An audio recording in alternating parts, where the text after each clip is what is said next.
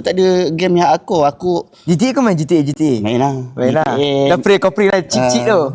Need for Speed kan, Need for Speed, FIFA, benda-benda lah semua. Okay. Cumanya aku beli CD, aku install.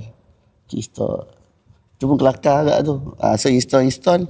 Kat situ datang minat aku komputer. Oh. Cuma aku ni tahu tau, sebab aku jenis yang aku nak belajar course diploma ni, nak ambil pasal komputer lah. Komputer ni apa benda, tanya kawan-kawan semua kan. Itu kau kena ambil IT. Tapi ada satu side pula yang aku dengar, IT ni pening weh nak belajar. Okay. So aku ambil ENE tu sebab dia belajar hardware, dia belajar software. Tapi software tu sikit. So bab pening tu tak banyak lah. Okay. So itu yang aku ambil ENE. Kalau belajar IT, maksud kau belajar untuk buat coding apa semua tu lah? Ada. Kalau macam kau punya course ni? Ada coding tu tapi tak banyak.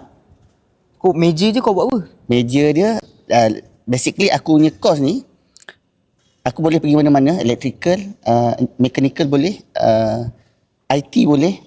Cuma aku belajar surface, dia tak deep.